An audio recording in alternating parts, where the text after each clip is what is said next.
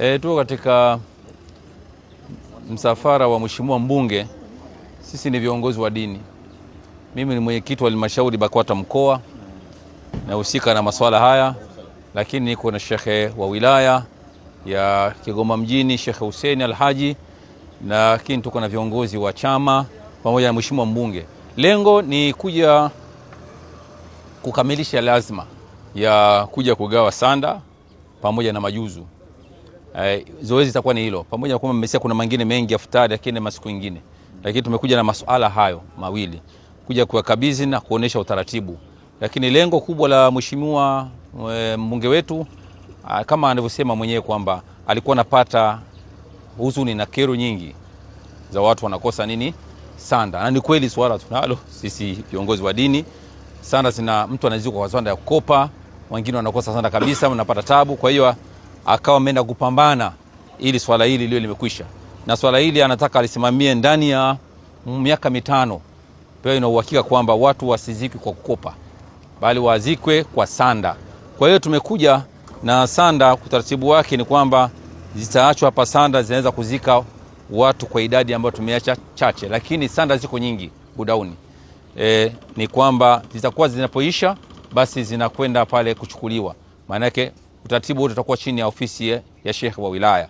Kwa hiyo shekhe wa kata atafahamu kwamba sanda ziko hapa katika ofisi ya mtendaji, lakini majuzu yatakuwa yako chini ya shekhe wa kata. Lakini atashe wa kata tutamuhusia kwamba si kila mtu anapewa juzu. Batizame wale ambao uwezo wao wa kununua juzu hakuna. Kuna mtu mwingine uwezo wa kununua juzu hata kumnunulia mwingine anao. Kwa hiyo yeye huyo si muhusika sana. Lakini majuzu yale kuwasaidia wale watoto wa maskini ambaye 1000 kwake ni shida, kwamba atagawa majuzu hayo. Na sanda ni hivyo hivyo, si kwamba eti sanda hizi zitamzika kila mtu, hapana. Kuna watu wataamua kama watanunua wao wenyewe, wana uwezo wataanza kununua. Lakini lengo la mbunge, lengo lake ni kuangalia wale wenye hali maskini, hasa wale walikuwa wanamkimbilia kila wakati. Tuna maiti. Yeye ameona hii kero aitoe kabisa, isiwepo katika wilaya yake. Kwa hiyo amepambana na hilo, na kama lengo lake si kwamba eti watu wanakufa au watu wafe, hapana, hajawaombea dua hivyo, bali ni maandalizi hata ambayo hospitali yapo ya kwamba watu wanaandaa mochwali. Wanaandaa mochwali ili wanajua watu watakufa. Kama tumesikia katika mtandao mtu mmoja akilaumu sanda zina kitu gani, kwa nini usiesi madawa ili kuzuia kifo? Ndugu zangu, hii ni za akili za kijinga. Huwezi kuzuia kifo. Kifo ni rukuga ya Allah.